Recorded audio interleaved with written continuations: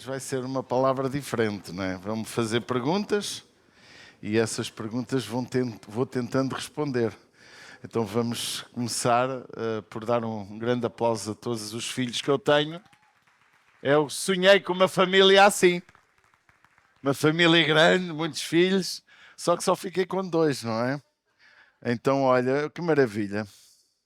Queria lembrar que o Dia do Pai não foi hoje, no entanto, estamos a lembrar o Dia do Pai, que é tão importante. O pai tem uma figura muito importante na história da humanidade e para nós, cristãos, temos o nosso pai que é Deus, não é?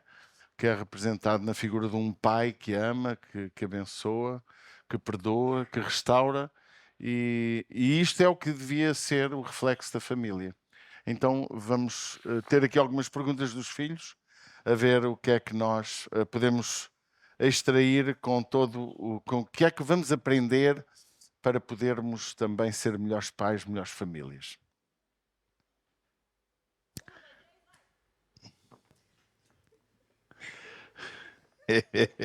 Aí é assim? Okay. Pastor, neste mundo... Não sou teu pai, então? Eu pensava que eram os meus filhos. Pronto, pai. Pai. Neste mundo, como proteger os filhos? É, uma boa pergunta. Como proteger os filhos de tanta adversidade? E a adversidade, ela passa por tentações, drogas, ensinos errados, a destruição do próprio padrão de família instituído por Deus.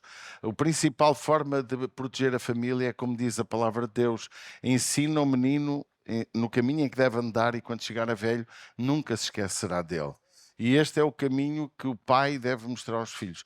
O texto sagrado ele diz que vai ao ponto de levar os filhos a ser ensinados, mesmo se eles não querem, porque o ensino da palavra de Deus virá fazer algo muito grandioso. Eu até tinha aqui um versículo que nos ajuda em Deuteronômio 6:6-7, que diz: estas palavras que hoje te ordeno estarão no teu coração, as intimarás a teus filhos, e delas falarás assentado em tua casa e andando pelo caminho e deitando-te e levantando-te. Se por um lado aquilo que nós ensinamos não vai ser esquecido nunca, por outro lado, Deus quer que os filhos sejam obrigados a aprender. Obrigados. Tal como somos obrigados a ir para a escola, a aprender a escrever, a ler, tal como somos obrigados a trabalhar para comer, Deus quer que nós aprendamos a sua palavra. Isso depende dos pais. Claro, pai e mãe, mas a figura paternal ela tem uma responsabilidade de o fazer de uma forma mais íntima. Não tem de que, minha filha, volta sempre.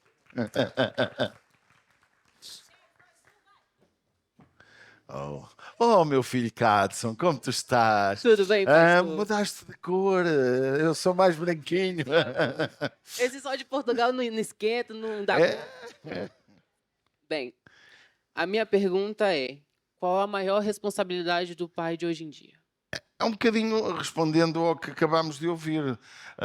É sem dúvida ensinar a família, mas também ser exemplo. Por exemplo, se um pai não é exemplo, todo o ensino que vai dar ao filho não é algo que permaneça. Por exemplo, um pai que repreende o filho por dizer palavrões. Se o pai os diz, não está a ser exemplo. Um pai que diz que temos de ser honestos. Se o filho descobre que o pai não é honesto, isso vai ter no futuro repercussões muito graves. Então é importante o pai ensinar o filho e ser exemplo. E esse exemplo passa por muitas áreas da sociedade. A forma como lida com a sociedade, os seus patrões, os seus funcionários, caso assim o seja, a forma como se relaciona na igreja, com os amigos da igreja, a maneira como fala dos outros. Por exemplo, há famílias que são um centro de murmuração. E essa murmuração vai passar para os filhos. E a murmuração Deus diz que abomina. Deus abomina de uma forma horrível as pessoas que vivem a falar mal umas das outras, criam contendas. Se o pai diz ao filho para não falar mal do coleguinha na escola e o pai fala mal das pessoas com quem se relaciona e vê depois quando encontra aquela pessoa a abraçar e a beijar e a dizer meu querido, eu te amo, o filho vai entender que o pai é um falso, é um hipócrita. E isso não se vai notar na geração dos 16, 17 anos, vai-se notar quando ele crescer. Eu hoje, saindo agora do teatro, os meus filhos hoje falam da nossa história de pai e mãe, não é? Porquê? Porque houve uma história que passou. E essa história que passa, ela passa por sermos essencialmente exemplo para os filhos. Exemplo e exemplo até nas falhas, porque muitas vezes não se falha nas falhas. E qual é o pai que não falha? Qual é a mãe que não falha? Qual é o filho que não falha? Automaticamente nós precisamos de entender que o filho também precisa de ver que, infelizmente, o pai também falha. E isso, o pedido de perdão, o repor as situações é essencial para a estrutura da família ser sólida e amanhã termos a alegria de ver os filhos felizes e dizerem aos netos: olha, o papai e a mamã foram um exemplo, o vovô foi um exemplo e por aí fora. Não sei se respondi. Obrigado, meu filho.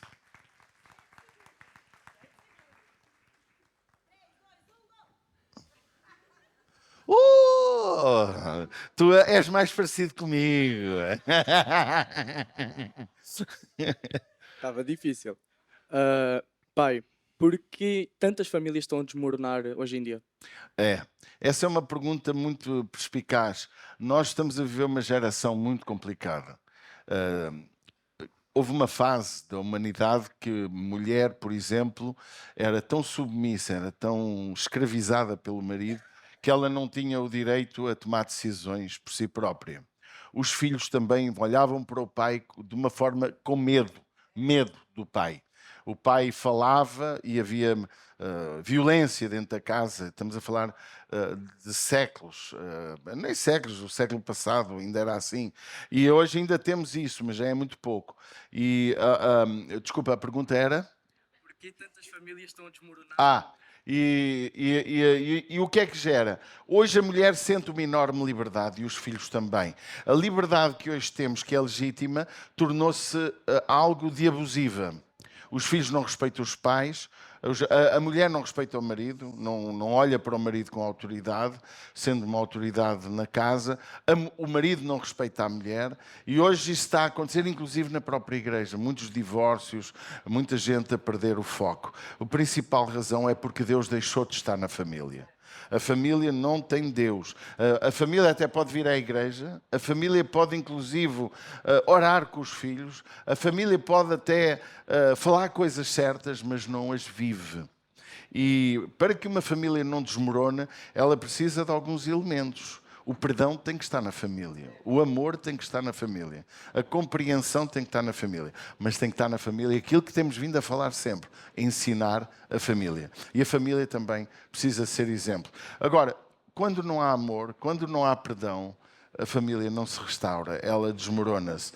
E por isso que a Bíblia é tão clara. Ela diz que o principal da nossa vida é cuidar da nossa família. Quem não cuida da família já negou a fé e é pior que o infiel. Mas a Bíblia também diz uma coisa para os filhos: pais, não irriteis demasiado os vossos filhos para que eles não percam o ânimo, porque há pais que são demasiado exigentes. Há pais, homens que os filhos não valem nada. Não prestam, não vão ser uns miseráveis. As mães dizem assim: se o pai for um embriagado, tu vais ser um bêbado como o teu pai. E isso destrói a imagem de si próprio, do próprio filho, da mulher. Há maridos que dizem às mulheres coisas muito feias, como mulheres falam ao marido. O desrespeito dentro da família está aumentando de forma liberal. E pior, está autorizado, porque se uma mulher fala com outra mulher a queixar-se do marido, vai encontrar logo um apoio, para a pessoa se separar. Manda-o pastar, logo aparece outro, esquecendo que a resposta para a família chama-se Jesus Cristo. Tens de descontar os outros. Pastor, desculpe, mas o pedido foi quando o tempo acabasse, o Filipinho já era para ter saído voado daí. Fazia bem. Então sei. Eita! Então, eu queria saber O que é uma família segundo o coração de Deus? Uma boa pergunta. Uma família segundo o coração de Deus é uma família que ama acima de tudo Deus, não é? Que a família põe Deus. Eu tenho para aqui alguns versículos que podiam-nos realmente ajudar. A Bíblia diz: se o Senhor não edificar a casa, em vão trabalham os que a edificam. Se o Senhor não guardar a cidade, em vão vigia o sentinela. Todo aquele, pois, que escuta estas minhas palavras e as pratica, assemelhá-lo-ei ao homem que edifica uma casa sobre a rocha. E a família que realmente, segundo o coração de Deus, é uma família que ama Deus acima de tudo. Obedece a Deus, ouvindo a sua palavra e vivendo a palavra. E ensina, e como já disse, e é exemplo. Agora, se eu não vivo segundo o padrão de Deus, minha família não vai ser segundo o coração de Deus. Para ser segundo o coração de Deus, eu preciso ser uma família que adora Deus também. Ou seja, se eu não adoro, se eu não obedeço, se eu não escuto a sua voz, se eu não faço a sua vontade, se eu não me nego a mim próprio, como Jesus disse, quem me quer seguir, negue-se a si mesmo, tome cada dia a sua cruz, essa família não é segundo o coração de Deus. Se é uma família que só obedece a algumas coisas, só vem ao culto ao domingo, durante a semana não lê a palavra, durante a semana não ora, não busca Deus, não é uma família segundo o coração de Deus. Porque para ser uma família segundo o coração de Deus, ela precisa de convidar Deus a ser o rei da família. Nós temos de ter uma cadeira na nossa casa para que o rei esteja assentado. E se o rei tiver na nossa casa um rei mesmo, um rei físico, nós vamos ter o maior respeito. E uma família que é segundo o coração de Deus, ela pugna por honrar Deus como família, por servir os filhos. Se a Bíblia diz aquilo que fazes a alguém na terra, visitando, fazendo o bem, é como se fizesses a mim, se eu cuido dos meus filhos com uma forma apaixonada, preocupada em que ele conheça a palavra, em que ele viva a palavra, em que ele decida segundo a vontade de Deus, então Deus vai se agradar de mim como pai. Mas também aquela família torna-se uma família segundo o coração de Deus. Percebeste? Obrigado, meu filho. Tenho 28 segundos. Está próximo. Olá! Pastor, o que faz Não é permanecer... pastor, eu sou papai hoje. Pai, o que faz uma família permanecer unida? Olha, é uma boa pergunta, porque eu vou dizer que é o amor. É assim que o mundo responde, mas não é só o amor. O amor só não chega por uma família permanecer unida.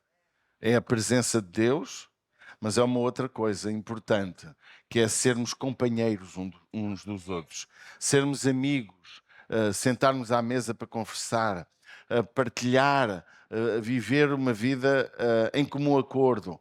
Ou seja, a família é um símbolo da igreja. A igreja deve ser um em Cristo.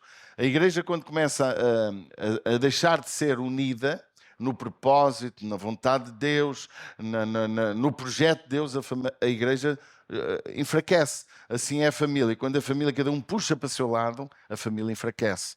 Então a família precisa ser unida, haver compreensão, haver tolerância, porque muitas vezes não é fácil a família estar tão unida assim. E mais hoje, nós olhamos hoje o telemóvel, não é? Vê-se o filho na mesa a comer e está o filho, está o pai, está a mãe a ver as redes sociais ou outras coisas quaisquer. O diálogo está a matar a família. Isso desune.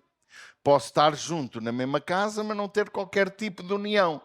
E a Bíblia quer que Deus diz na sua palavra para que nós vivamos em união, não só com os irmãos da igreja, mas a nossa casa, que é a nossa primeira igreja. A igreja é a nossa primeira igreja, é a casa. E é realmente importante compreender isso. Também, meu filho, percebeste? Mais 1,25 para acrescentar. Olá! Estás bem? Andas-te a portar bem, minha filha? Fizeste os deveres de casa? Fizeste, lavaste a leicinha à mamã? Não, não! E já passas bem a roupinha? Já?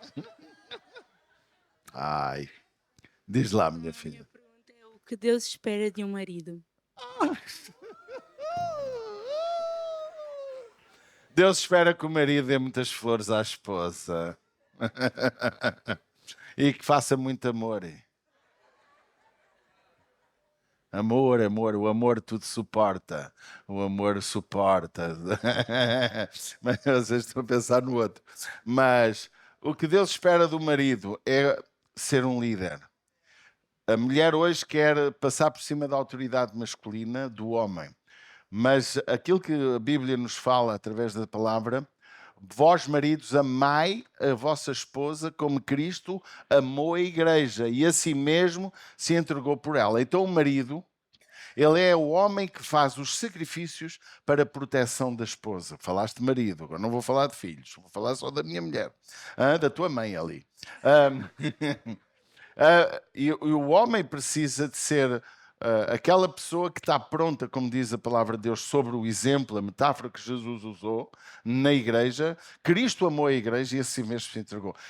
O marido precisa de ser alguém que se entrega para proteger a casa, para proteger a esposa, para amar, para fazer tudo por ela. Parece que Deus é mais exigente que a mulher. Mulher, em tudo sede submissas a vosso marido. Mas é muito mais fácil ser submisso do que amar verdadeiramente. Porque, de acordo com 1 Coríntios 13, amar significa sofrer. Amar significa abdicar de muita coisa em benefício de quem amamos. E o padrão do marido é amar, cuidar, proteger, ser o provedor da mulher, ser o ouvinte. Porque um dos grandes problemas da família é não haver ouvidos. Só há boca para falar. Parece que não há ouvidos para ouvir. Então o marido tem o dever de ouvir, de proteger. A mulher tem é uma pessoa mais sensível. Sensível, ela não é mais fraca, porque a mulher é mais forte que o homem. Vocês vão ver que há mais viúvas que viúvos, não é? A mulher dura para catano, não é? Há maridos que querem que a mulher morra para ver se arranja o outro e não conseguem. A mulher não morre, não morre, não morre. Então é importante o marido mostrar o seu amor com todos estes aspectos. Está bem, meu amor? Arranja um homem assim, está bem? Fala com o papai antes de namorar. Já ninguém quer? Já não há filhos como antigamente. Olha, Luquinhas. Então, meu filho, como é que tu estás? Estás com uma barbinha crescida. É idade. Bem, a minha pergunta é: qual é o maior legado que um pai pode deixar? Essa é fácil. Não é a herança financeira, é a herança espiritual. É o exemplo que deixa para o filho.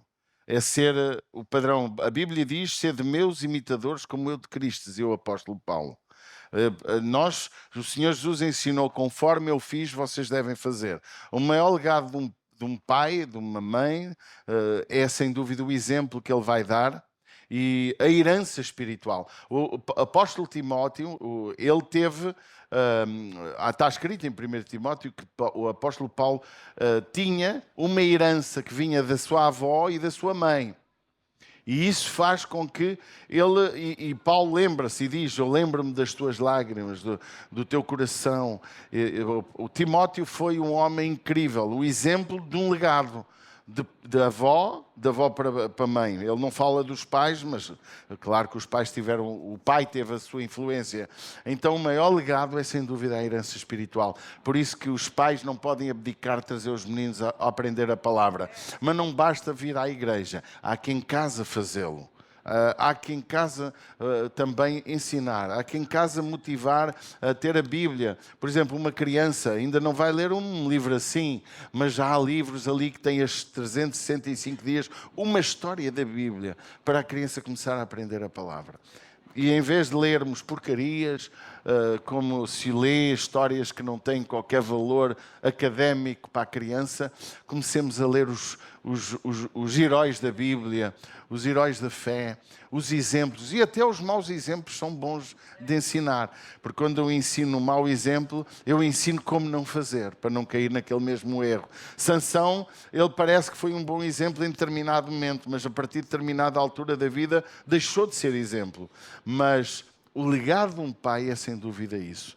Amar, deixar uma herança espiritual, ensinar o filho a ser, caso homem ou mulher, a viver no padrão que Deus tem para a sua vida. E esse é o maior legado. É Deus, cultivar Deus na família e ensinar que a vida tem dificuldades. Não basta só dizer coisas boas.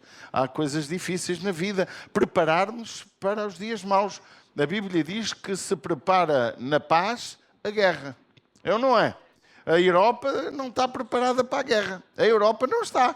Mas o Irão estava, a América está, Israel estava e outros não estão. E por isso que nós vemos uns a sofrer mais do que outros. E a família que está preparada para a adversidade, ela vence todos os obstáculos. E a fé é o bem mais precioso que nós temos para guardar. Paulo disse, eu estou a acabar a carreira, mas guardei o mais importante, que foi a fé. Amém?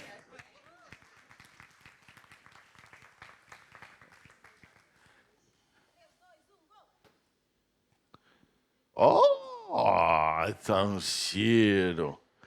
Girl. A tua mãe anda a comprar umas coisas muito cheiras. Muito cheiras. Yes. O que é que queres perguntar ao papai? Não, mete som. Som aqui. Está desligado. O que um pai deve fazer quando os filhos erram?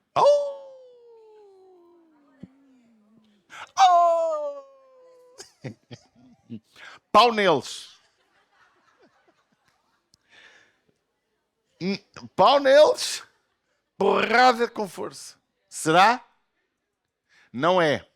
Mas não deixa de haver algum princípio bíblico também de castigo e de alguma, às vezes uma palmadinha pode fazer bem. Porque quando o filho é muito indisciplinado, que não vai pela palavra, às vezes uma correção faz falta. A Bíblia diz isso. Eu sei que até já é proibido pegar numa mãozinha, ou numa varinha, ou numa reguinha e dar uma palmada no rabinho da menina ou do menino. Mas esse não é a melhor forma de educar. Mas a Bíblia até fala. A Bíblia diz que Deus corrige quem ama. Quando um filho erra, o pai não pode fazer nada a não ser deixar errar. Mas o pai também não pode... Hoje, por exemplo, se não tivéssemos este momento, eu ia falar do pai e do filho pródigo. E do irmão. E o que representa aqueles 4 itens que eu ia falar sobre o pai, a mãe... Perdão, sobre o pai, o filho e o irmão mais velho. E o que representa os objetos, como o boi, etc. O anel, a alparca. Ai, Jesus, que o tempo vai embora. E não responde. Então, um pai, quando um filho erra, precisa de haver amor para o ajudar a sair do erro. E precisa ter um coração aberto para o perdão. E precisa de ver também se o erro do filho não foi culpa dele. Porque muitas vezes o erro dos nossos filhos é culpa nossa. Mau exemplo, mau ensino. E isso muitas vezes leva os nossos filhos a errar. E também ver se nós não estamos a massacrar demasiado os filhos, oprimindo-os. Veja, o pai deixou o filho errar. Foi ou não foi? O pai da parábola do filho pródigo. O filho foi-se embora, destruiu tudo, mas o pai não deixou de esperar por ele. Um pai, quando vê um filho errar, deve ensiná-lo, instruí-lo, mostrar-lhe o caminho certo, amá-lo, perdoá-lo e, se ele quer ir, deixá-lo ir. Para quem não sabe, Efésios 6,4 declara: vós pais não provoqueis a ira os vossos filhos, mas criai-os na doutrina e na admoestação do Senhor. Porque muitas vezes não o fazemos e depois queremos exigir que eles sejam aquilo que nós próprios não somos. Mesmo que nós não sejamos o exemplo máximo, mas devemos lutar para mostrar aos nossos filhos: o papai errou. Eu já disse aos meus filhos: o papai errou nisto, daquilo, mas vocês não errem. Não façam. Está bem? Podes fazer isso?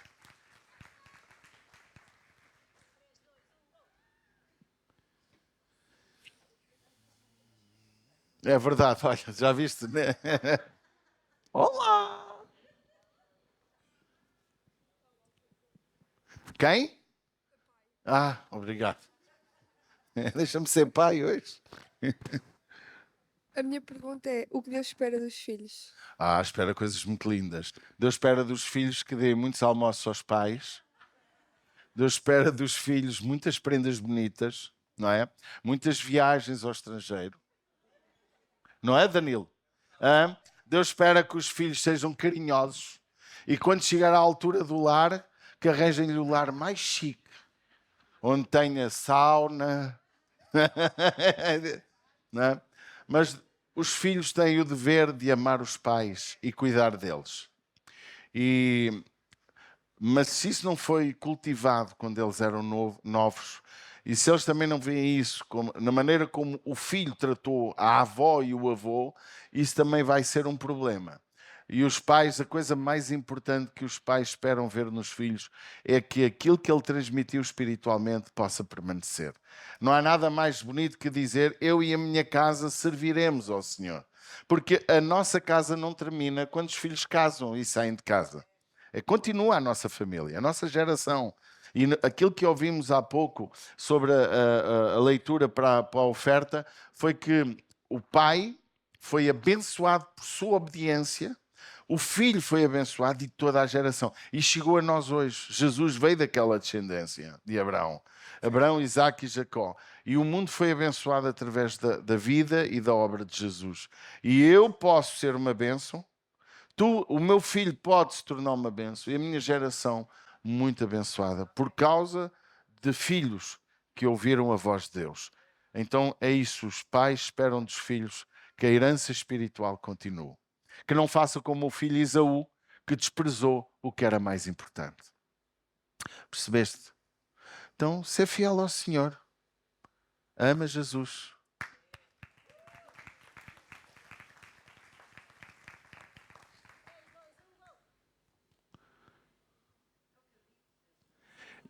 Mas a gente só teve 1, 2, 3, 4, 5 rapazes, 6 rapazes. Até nem está mal.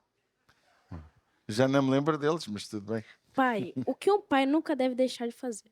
O que o pai nunca deve deixar de fazer: comer e beber. Não, passear muito, não deve. E ter filhos que não o chateiem muito, também deve. O pai nunca deve deixar de ser exemplo. Exemplo é a palavra séria. Quando nós olhamos para a vida e obra de Jesus, não vemos Jesus ali ter uma família, com uma esposa, com filhos. Mas nós vemos que próprio Jesus era Deus. E Deus é aquele que realmente quer fazer e fazer de nós. Desculpa, a pergunta era? Desculpa. O que um pai não deve deixar de fazer. Ok, obrigado. É que já começa a divagar. Sem dúvida que o pai não pode deixar de ser exemplo. É a grande resposta. Nem pode deixar de ser ensinador. Não pode deixar de ser o protetor. Nunca pode deixar de ser aquele que realmente também é o provedor. Um pai precisa ser provedor.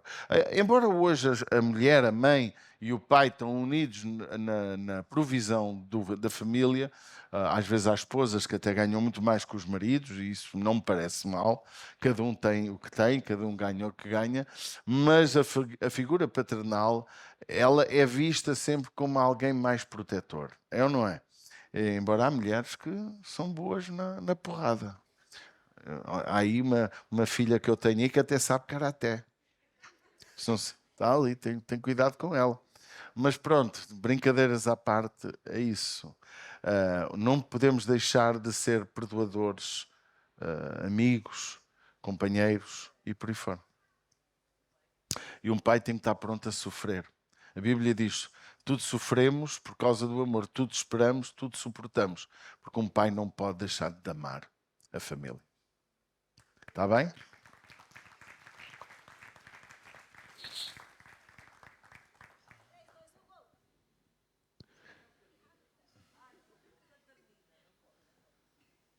Olá. Estás boa? Estou. Estás crescida? Estou. A quem é que saem esses caracóis? A minha pergunta é: ainda há esperança para famílias feridas? Feridas, é. Há muita esperança para as famílias feridas. E a esperança é Jesus. o caminho da verdade, quando Jesus disse eu sou o caminho, a verdade e a vida, e ninguém vai ao Pai senão por nós, é Jesus a esperança. Só em Cristo podemos ter a solução. E hoje, talvez, se nós fizéssemos um inquérito mundial sobre quantas famílias estão feridas, talvez a percentagem seja acima de 60%, 70%. As famílias, porque o nível de divórcios é tão alto que muitos não se divorciam por interesses financeiros ou por vergonha. E nas famílias sacerdotais também está a haver muito divórcio, muita ferida, mas continua a ser Jesus a resposta. O Senhor Jesus disse à igreja de Laodiceia que era uma igreja que parecia boa, faz lembrar famílias, tem fama de rica, parece que está tudo bem, mas estava morta, não tinha nada. E Jesus já está fora da família. E Jesus diz àquela igreja: eis que estou à porta e bato. Se alguém ouvir a minha voz e abrir a porta, eu entrarei e cearei. Está a falar de comunhão familiar. Deus quer fazer parte da nossa casa. E não há dúvida que para a família ferida tem que haver o perdão, tem que haver a compreensão, tem que haver tolerância, porque às vezes nós queremos exigir aos outros o que não fazemos. A Bíblia diz uma coisa gira, não é? Tu que tiras o argueiro que está no olho do teu irmão e não tiras o barrote que está no teu. Ou seja, às vezes o marido é tão exigente com a esposa ou a esposa com o marido que ela só vê os defeitos. É muito triste quando um homem chega cansado. A tua mãe não faz isso. A irmã Isabelinha não faz isso. O homem chega super cansado e nunca o homem faz nada bem feito. Ou o contrário, a mulher chega super cansada e o marido só sabe acusar a mulher. Portanto, quando há este ambiente espiritual dentro de casa, há muitas feridas. E os filhos a veem, os filhos olham. E nós precisamos de Jesus na nossa casa, precisamos da palavra, precisamos do Espírito Santo para que possa curar as nossas feridas. Só Ele pode curar as nossas feridas. Por isso que a Bíblia diz, e há casais que não há perdão. Quem não perdoa não é perdoado. Se não houver perdão na família, a família não permanece. Está bem? Percebeste? Ok.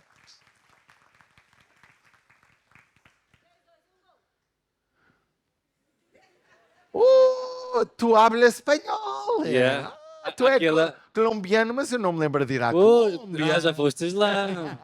O problema é que tens que ser de mim. Já lá fui 2 vezes, mas eu não fiz mal. E aquela vez deu frutos. Não de... Ó paizinho. meu filho. A minha pergunta. Tu és adotivo, é só para eles saberem. É. A minha pergunta tem contexto, não é? Por isso, Paulo, para aí o tempo, já passaram 30 segundos.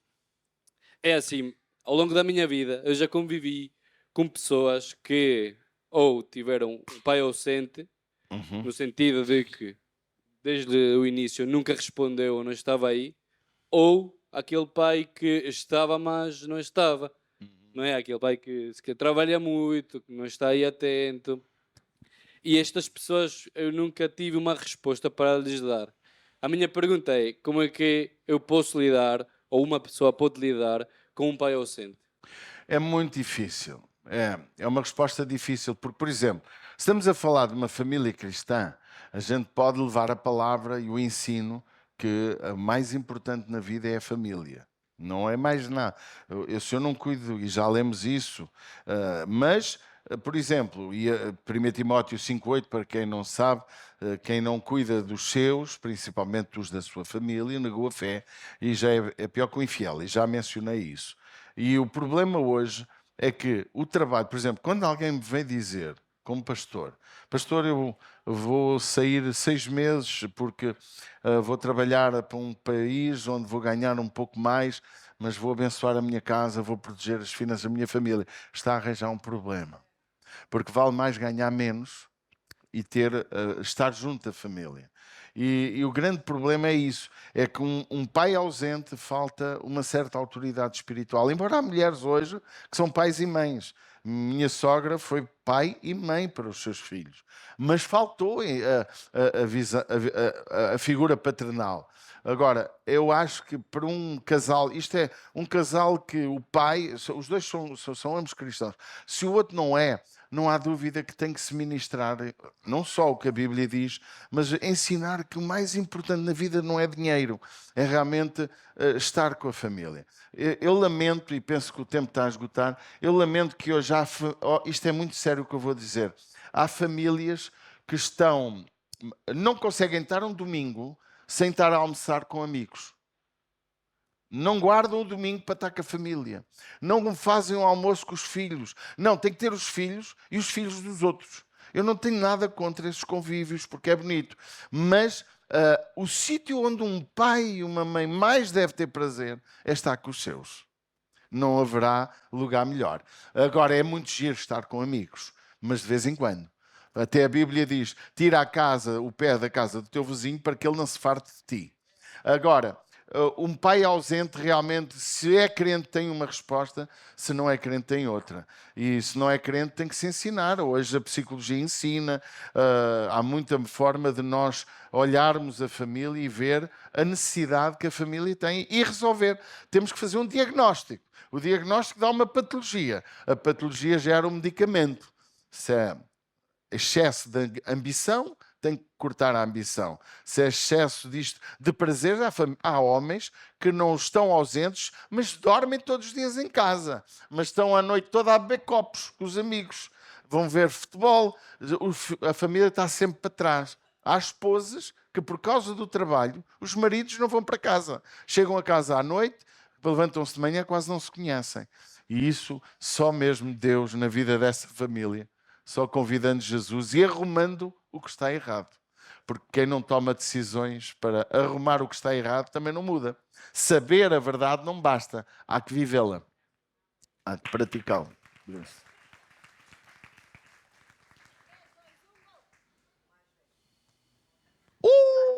Este também não deve ser meu filho, mano. Então, meu filho, o que se passa? Então, fora o maior exemplo de pai, que é Deus, que nós conhecemos na Bíblia, qual o outro maior exemplo de pai que podemos encontrar na Bíblia? Ah, sim, isso é giro. Deixa eu pensar. Essa não estava à espera. Maior exemplo de pai. Epá, Davi foi um péssimo pai. Não pode ser. Abraão, falámos há bocado, foi um pai fantástico. Mas também errou. Também cometeu um erro fruto da mãezinha. A mulher, a Sara, mandou ele errar. Deixa eu pensar, pá. Mas se calhar, o melhor... José também não foi 100%. O pai perfeito não encontramos. Talvez Abraão seja o melhor exemplo. Jó. Gosto muito do exemplo de Jó. Não se vê apontamentos negativos em relação à família. Vê-se um protetor da família. Ele fazia sacrifícios diários em benefício dos filhos. Ele amava, talvez para mim seja Jó. Assim, uma resposta que eu não... porque Abraão tem o exemplo de obediência sacrificial, Jó tem o exemplo de uma obediência sacrificial também, mas alguém que... perante toda a adversidade, o luto, a perda dos filhos, ele continuou fiel e temente a Deus. Abraão, ele errou algumas vezes, ele mentiu para proteger a família, mas mentiu. Fico muito entre Abraão e Jó. Eu não sei qual dos dois escolho. Podemos fazer aqui uma votação. Quem gosta da ideia de Jó, levanta a mão. Vê só para ver. E quem gosta da ideia de Abraão, levante lá a mão. Ganhou o Jó.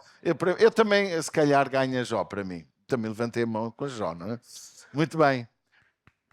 Em relação a essa resposta, é isso. Deus abençoe. Que eu eu recebi uma notificação, alguém da plateia quer fazer uma pergunta surpresa. Essa só não está mesmo nada à espera. Estou, porque eu disse ao Jacó para preparar. Não sei qual é a pergunta nem quem é a pessoa. O senhor disse que queria uma pergunta surpresa? Eu ia fazer, se alguém queria fazer alguma pergunta. Alguém me pediu para fazer uma pergunta surpresa. Bom, Posso? então já o espírito é o mesmo. Então Mas o Jacó está preparado com o microfone também, mas neste caso pode ser tu.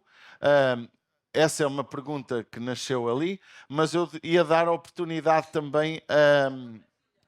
Olha, mais uma filha linda. Mas se algum dos irmãos quiser depois fazer alguma pergunta, se eu souber responder, eu respondo. Oh, minha filha tão linda. Que cabelos tão bonitos. Hã? Eu não me lembro. Diz lá, minha joia. Eu queria perguntar Mete o microfone. o que fazer quando temos um pai, exemplo, obviamente, por exemplo, alguém que eu conheço tem um pai que, tal como Isaú, era irrepreensível. Como essa pessoa deve lidar com um pai Espera, assim? não percebi. A pergunta é: o pai é irrepreensível como Esaú? Sim, na Bíblia, Ai, não estou a perceber. como é que um pai, como é que um filho deve lidar com um pai que, assim como Esaú, era irrepreensível? Jacó. Sim. Como é que um filho deve lidar nessa situação? Com um pai irrepreensível. Pronto. É do melhor que pode haver. Porque se ele for irrepreensível, vai ser tolerante. Se ele for irrepreensível, vai-te dar liberdade de escolha. O filho pródigo teve a liberdade de pecar. Teve ou não teve? Ele pecou. Será que o filho que estava na casa do pai, o filho pródigo de Lucas 15, será que o filho não sabia a verdade? Sabia. E ele escolheu errar. E o que é que o pai fez? Aquilo é o símbolo de Deus, que é irrepreensível. Foi ou não foi? E o que é que o pai deixou? Filho, queres pecar? Peca. Vai fazer o escolha. A escolha é tua. Mas o que é que o pai irrepreensível faz? Permite o erro, não deixa de alertar os perigos, porque eu não duvido que o filho sabia para onde se ia meter. Ele não sabia que ia cair tão baixo. Mas o pai o que é que fez? Qual era a atitude do pai? Esperar de braços abertos, pronto a perdoar. E o que é que ele fez quando o filho chegou todo sujo? O filho chegou a cheirar a porcos. Ele saiu de lá a cheirar a Jean-Paul Gaultier. Quando saiu da casa, cheirava a Jean-Paul Gaultier. Não é? Que é para ser assim um perfume. Não é? E sabes como é que ele chegou a cheirar a perfume? Porquê? Porquê? Era perfume porquê. Muito gostoso. Sabes qual era o alimento dos porquês? Era bolotas. E sabes o que é que aconteceu? O que é que o pai fez quando viu o filho? Diz que o abraçou, o beijou. Não se importou, sujou as suas vestes, o pai. Ficou a cheirar a porquê, não é? E mais, sabe o que é que aconteceu? Deu-lhe o anel que representa a autoridade. Restabeleceu a autoridade do filho como filho do pai. Deu-lhe alparcas para lhe mostrar que há um novo caminho a seguir de novo. Caminho da verdade e da vida. Deu-lhe vestes novas, vestes de salvação, como diz o texto de Isaías, que Deus nos vestiu de salvação, vestes de salvação. E o que é que lhe deu mais? Um bezerro cevado representando o sacrifício do nosso Senhor Jesus Cristo. Um pai irrepreensível não aprisiona, não machuca, não faz escravidão por ser irrepreensível. Um pai irrepreensível ama, ensina, mas dá liberdade.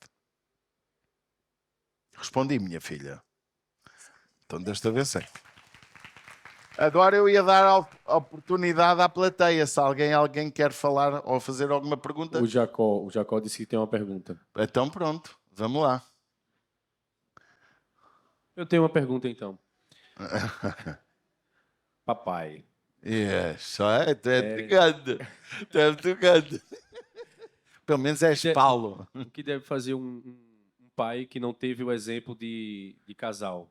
Digo assim, um pai que hoje é pai, que tem família, mas nunca viu os pais juntos. É o meu caso. Eu não tive exemplo nenhum.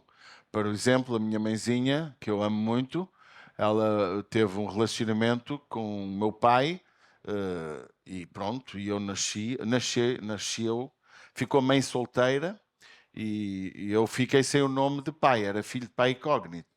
Dos 4 aos 8 anos, ou melhor, até aos 4 anos vivi com uma tia, vivi um bocadinho com a minha avó, e depois, dos 4 aos 8, vivi num colégio interno, e dos 8 aos 12 a minha mãezinha casou, e o marido não era grande coisa para mim, e aos 12, 13 anos saí de casa. Não tive figura paternal, nem tive uma educação que me fizesse bem. Quem me educou foi o Senhor, foi a igreja, foi a palavra de Deus.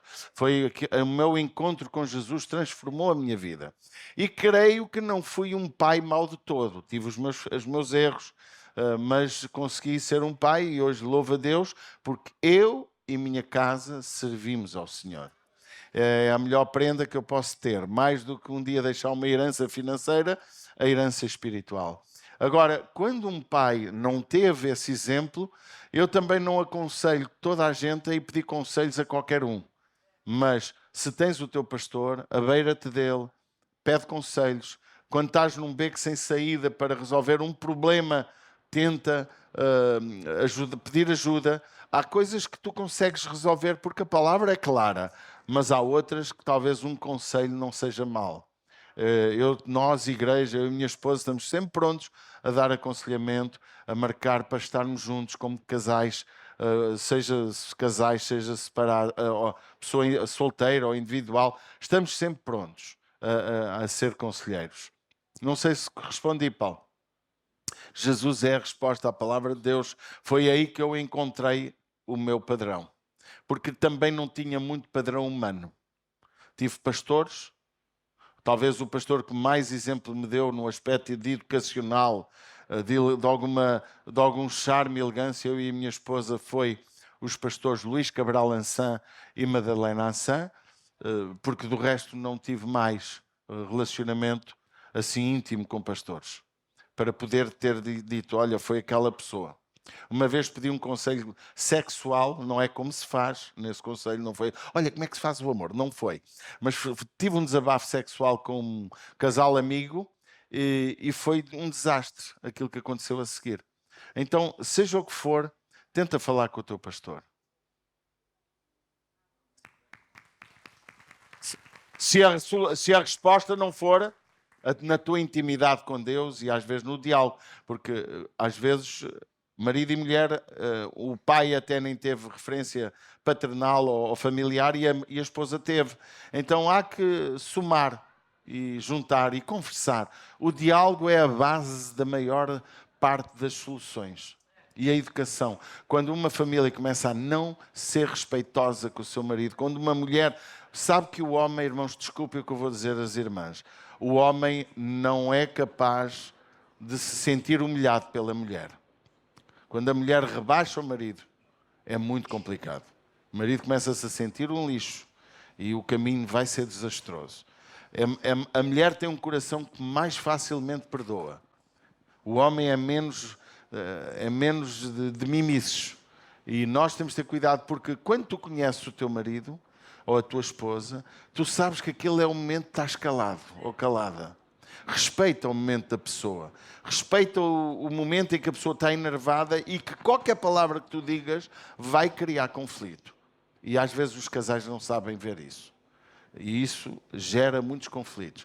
Por exemplo, um homem que chega saturado do trabalho, ou uma esposa, quando digo homem, não levo só para o homem, e o marido sabe que ela não está bem, ou vice-versa, e ainda vai picar mais, é preciso cuidado, não é? É como a Bíblia diz, não irriteis os filhos, mas também pode dizer, não irrites o teu marido. Não é? Não sei se Paulo ajudou, olha. Obrigado, painho.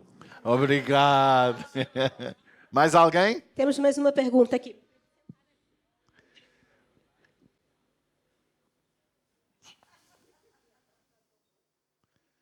Olha a minha Rebequinha. Ai, a minha Rebequinha. Olá, tenho uma pergunta que é como é que nós podemos lidar com um pai que é soberbo, que acha que só ele é que sabe tudo e que não dá liberdade aos filhos? É uma chapada no meio dos olhos. É difícil, mas tal como o exemplo do pai, quando é bom, serve para corrigir o filho, às vezes sem palavras, um pai que é soberbo, que é bruto, que é só ele a que tem razão, eu acho que a melhor maneira é entender o que a palavra diz, submetendo, porque um filho deve honra ao pai. Honra ao teu pai e à tua mãe para que se prolonguem os dias da tua vida. Mesmo que o pai esteja errado, mesmo que o pai faça mal, claro, o pai não tem poder de me obrigar a pecar, mas tem o poder de me dizer não a muitas coisas, a proibir muitas coisas, possam até ser boas para mim, e o pai não entende isso. E não há nada melhor que a Bíblia diz, a palavra mansa acalma os ânimos. E esses pais, de modo geral, são umas bestas. Não ouvem, não deixam falar, e são. E olha que a igreja está cheia de muita gente assim. Desculpem, mas é verdade. Pais que não escutam, nem a mulher nem os filhos. São autoritários. O autoritarismo nunca resultou. A autoridade conquista-se pelo exemplo, nunca pelo poder de quem manda mais. Estamos a viver guerras hoje que estão a mostrar o poder. Manda quem tem poder. A Constituição, como é que se chama, da liberdade das nações, não, aquilo aquela... Desculpa, repita. Mas eu quero dizer aquilo que gera o tratado, a Constituição do tratado que faz com que uma nação não entre no território da outra. Os direitos internacionais por aí fora, que hoje não valem. Vê-se, eu não queria falar nomes, mas vamos aqui falar, o Putin, o Trump, pessoas estão a fazer coisas que são contra as nações e são ofensa aos direitos humanos. Não porque seja legítimo, porque eles têm o poder de o fazer. E um pai tem o poder de oprimir. Tem o poder de, enfim, vou dizer um disparate que todos sabem que acontece. Há pais que têm o poder de violar filhos e filhas, de fazer coisas horríveis. E isso, o que é que uma filha ou um filho pode fazer no meio de uma coisa tão desastrosa, tão horrível?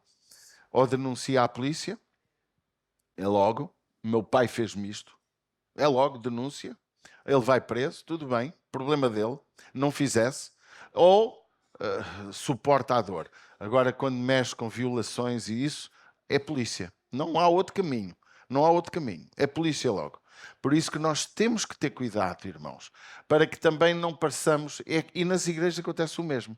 Há pastores autoritários que mandam, subjulgam.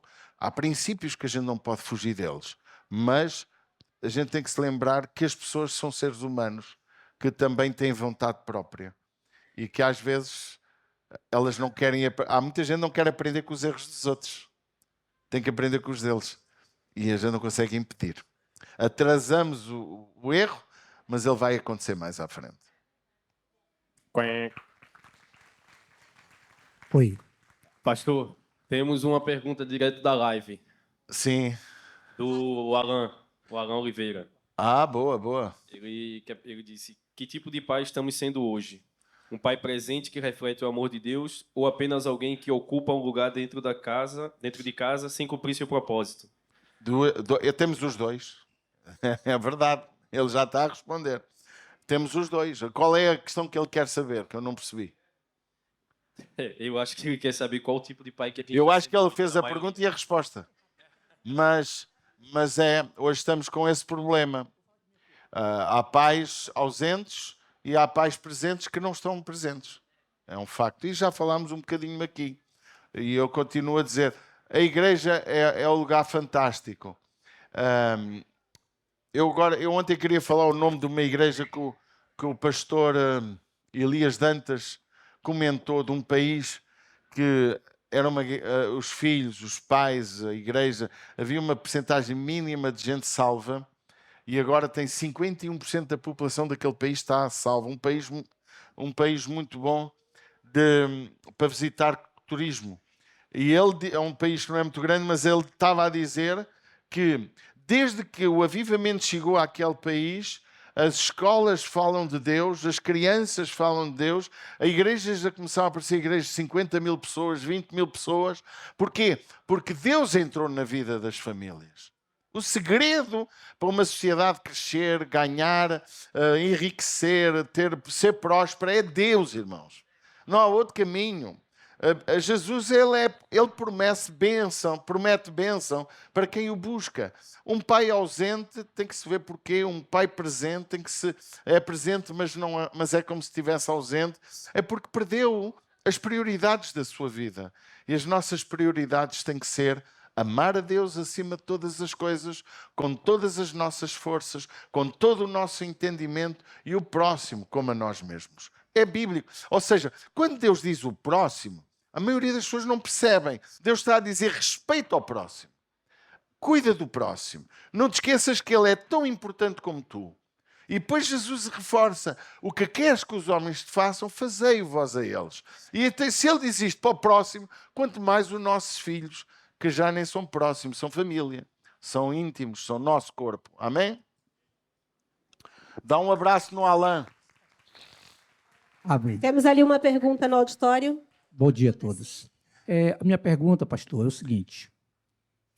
No Brasil, a maioria dos filhos que têm pais líderes de igreja, eles nascem, muito deles, a maioria, nasce na igreja, cresce na igreja, nas atividades na igreja, e quando chega na fase de adolescência para a juventude, a maioria deles se distanciam dos caminhos do Senhor. A minha pergunta é: nós, como pais, com nossos filhos que temos filho nessas faixa etária de idade, o Senhor como pastor e pai da igreja, com o seu entendimento, aonde nós podemos estar errando? É muito simples. Existe um problema na maioria das pessoas, é o desequilíbrio. Às vezes obrigamos tantos filhos a ser crentes que não lhe damos liberdade deles ir a um cinema, sair com os amigos. Atenção, cuidado. Uma filha ou um filho que quer entrar na prostituição, e quando eu digo prostituição não é vender o corpo, é prostituir-se, é ter sexo fora do casamento, ter sexo antes do tempo, fumar droga, embebedar-se, isso é entrar naquilo que muitos querem. E a gente muitas vezes quer proteger os filhos de tal maneira que lhe roubamos toda a liberdade. Diga comigo, toda. E ao roubar-te toda a liberdade, revelas que não confias nele.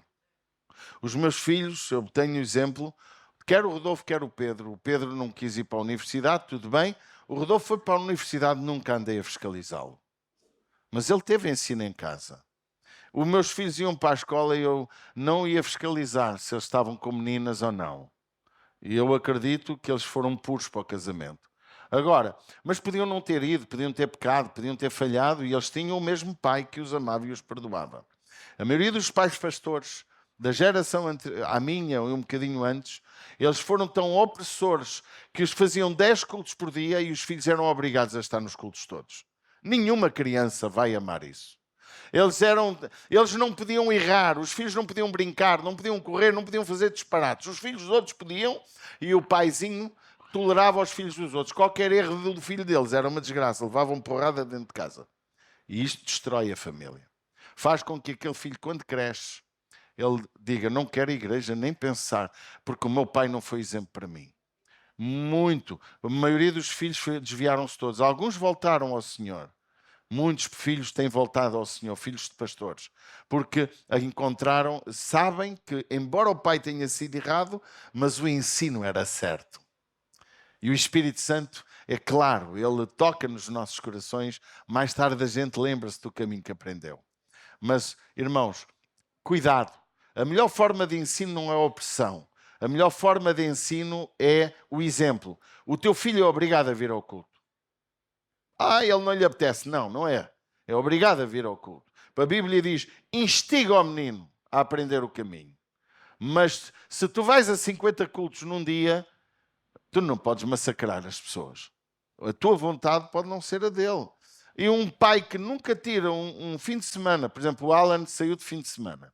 E ele disse: pastor, eu vou sair. Filho, fazes bem, olha, mas vais visitar uma cidade, mas não fiques lá, vem para porque a gente quer-te cá. É bonito. A família tem que ter o seu tempo. Amém? Há famílias que não faltam a um culto na igreja. Faltam para trabalhar, faltam para comer e beber com os amigos, faltam para festas, mas não faltam para sair com os filhos, ir para um hotel, ir à Disney, até pode levar o pastorinho, que eu agradeço, que nunca lá fui, ao McDonald's, tem dinheiro para tudo, menos para ter... Agora, não faça desta conversa todos os fins de semana vou sair. Não, não é isso. Você tem que ter tempo de qualidade com os seus filhos. É como a esposa. A esposa não é para fazermos o comer e fazermos o amor. A esposa é a nossa companheira, é a nossa amiga, é aquela com quem vamos viver até à morte. Então não a trate como uma empregada.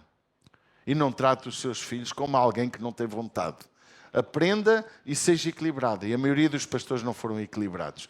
Tinham 30 cultos por mês, 40 cultos por mês e obrigavam os filhos. E depois falavam mal dos irmãos à frente dos filhos. E os filhos diziam, mas que raça, o meu pai fala tão mal daquela pessoa e quando o vê é tão carinhoso. Os filhos não acreditam mais naquilo. Não sei se respondi, irmão Adacir.